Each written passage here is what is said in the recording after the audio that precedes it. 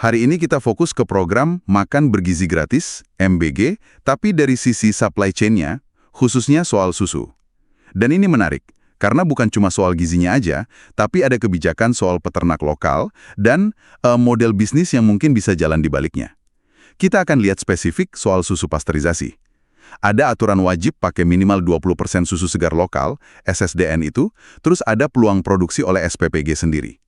Nah yang seru, kita juga bakal kupas soal pendanaannya. Gimana kalau pakai crowdfunding atau SCF dan hitung-hitungan bisnisnya? Lebih oke mana? Layani 5 atau 10 dapur SPPG. Sumber kita kali ini, petunjuk teknis resmi BGN sama hasil analisis kelayakan bisnisnya. Kita mulai dari tantangannya dulu deh. Produksi susu segar kita kan masih rendah ya, baru cukup buat 20% kebutuhan nasional aja. Nah, MBG ini punya aturan main khusus soal ini. Betul sekali. Jadi, Juknis dari BGN, Badan Gizi Nasional, itu emang mensyaratkan wajib hukumnya.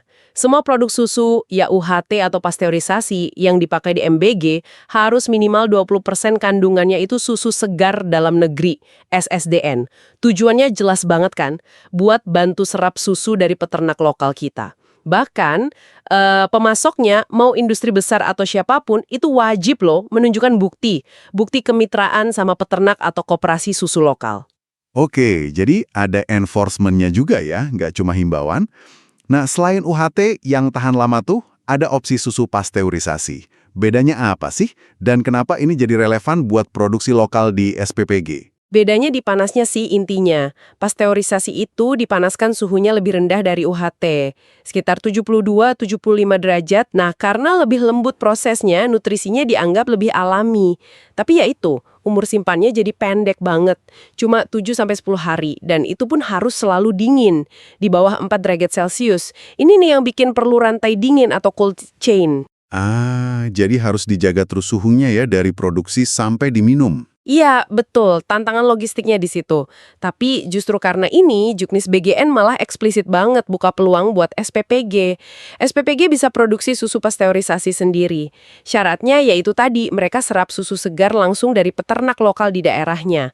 Contohnya udah ada kok, SPPG Cimahi itu mereka udah jalan olah susu segar sendiri. Malah inovatif, pakai botol kaca isi ulang gitu. Menarik, pakai botol kaca.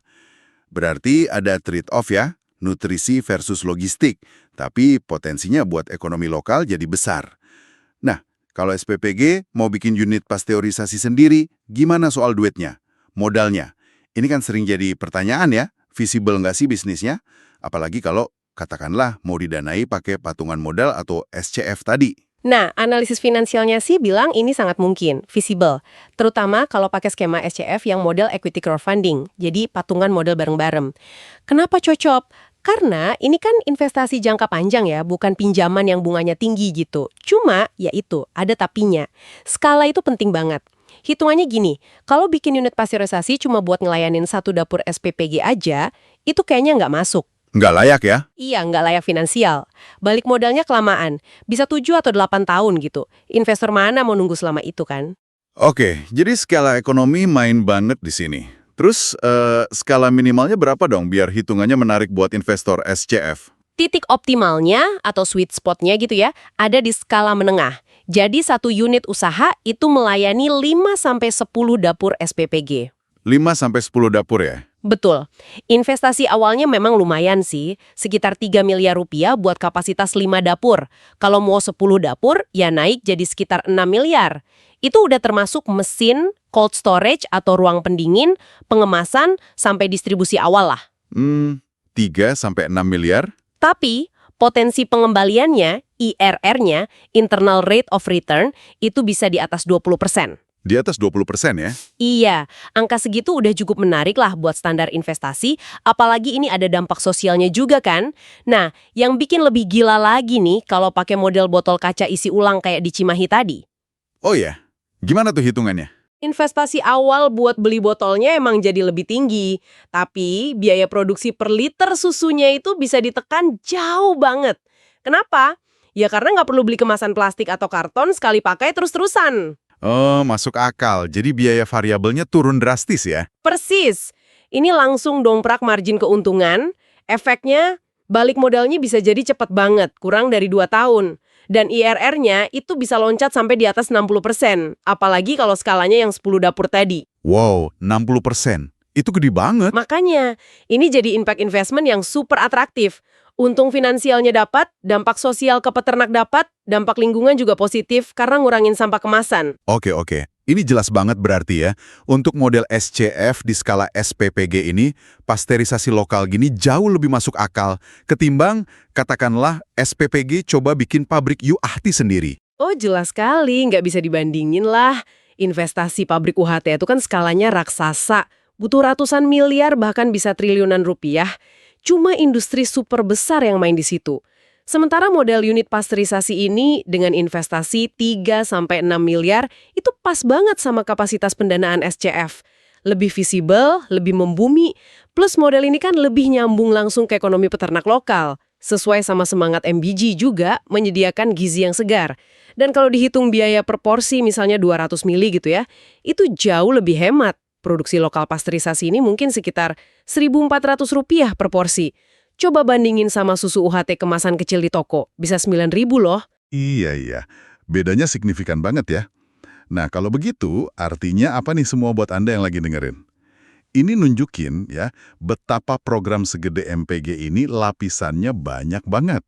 Ada target gizi anak, iya. Tapi di saat yang sama, ada upaya konkret buat gerakin ekonomi peternak lokal kita. Lewat aturan 20% SSDN tadi. Terus ada tantangan logistik yang real, kayak cold chain itu. Tapi di sisi lain, muncul juga solusi bisnis dan pendanaan yang inovatif, kayak SCF ini, yang bisa bikin semuanya jalan dan berkelanjutan. Gitu kan? Betul. Jadi ringkasnya gini, penyediaan susu di MBG ini kayak seni menyeimbangkan banyak hal. Gizi oke, dukungan buat susu lokal kita minimal 20% tadi. Ya, terus logistiknya juga harus efisien.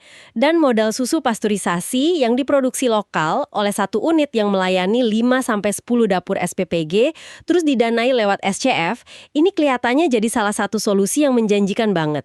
Modal ini bisa menyelaraskan banyak tujuan sekaligus. Gizi, ekonomi lokal, bahkan isu lingkungan kalau pakai botol kaca isi ulang tadi, karena secara finansial pun terbukti sangat layak. Nah, ini jadi pemikiran penutup nih buat Anda renungkan. Kalau kita lihat potensi finansialnya yang gede, IRR bisa di atas 60% tadi, terus dampak sosialnya juga positif kira-kira, ya. Apa sih tantangan terbesar yang mungkin bakal menghambat model pasteurisasi lokal plus botol kaca ini diadopsi lebih cepat dan lebih luas di banyak daerah lain? Untuk dukung MBG secara nasional, sesuatu untuk Anda pikirkan lebih dalam.